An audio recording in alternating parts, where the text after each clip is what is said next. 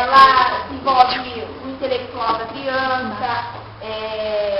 a socialização com os amigos, né, de sala de aula, no caso, com o professor, e também é a questão do folclore brasileiro, porque a cantiga de roda não deixa de ser um folclore brasileiro. Então é isso